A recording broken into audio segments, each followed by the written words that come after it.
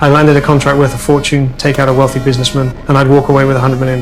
But this job was next level difficult. The target lived on a private island with security tighter than Fort Knox. Within a 2-mile radius, a world-class security team patrolled around the clock. Even the farmers delivering produce had to go through rigorous security checks every time they set foot on the island. On top of that, drones constantly swept the airspace. This hit seemed damn near impossible to pull off. But I wasn't about to give up. After days of surveillance, I noticed the target had a daily routine. He'd go for a swim in the ocean at the same time every day. I decided to take the shot from 4 kilometers out at sea, an extreme long-range snipe. I rented a fishing boat as cover. Once we reached the designated position, I immediately slit the captain's throat with my knife. Ocean sniping is a hell of a lot harder than shooting on land. I prepared extensively for this. I strapped the expensive gyroscopic stabilizer I bought onto my body, then loaded 4 high explosive rounds into my tactical belt. I calibrated my equipment. This was make or break. In rough seas, a sniper rifle gets thrown around violently. A top-tier stabilization system was absolutely critical. After finishing the calibration, I ran targeting tests on the rocking boat. I needed to make this a one-shot kill. The bullet flew, hitting dead center. Everything was ready. I waited for the target to show. Suddenly, a patrol drone closed in. I quickly covered the sniper rifle with canvas and played the part of a fisherman. The ocean surface footage was streaming live back to the island surveillance center. Whose boat is that? Boatman's.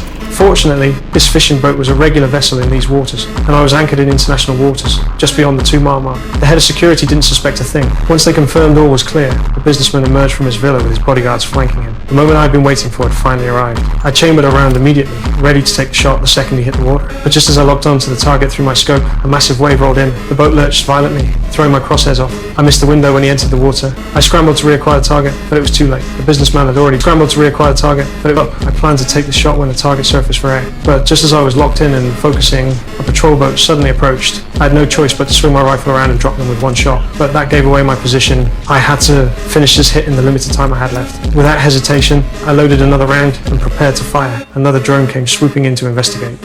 Luckily, I brought a signal jammer and successfully blocked the drone's tracking. But the security chief had already picked up on the danger and ordered his men into the water to protect the businessman. Before I could even squeeze the trigger, a bodyguard shoved him back underwater. But people can only hold their breath for so long. All I had to do was wait for the target to surface. 8, 9, 7. The moment he was about to run out of air, I pulled the trigger.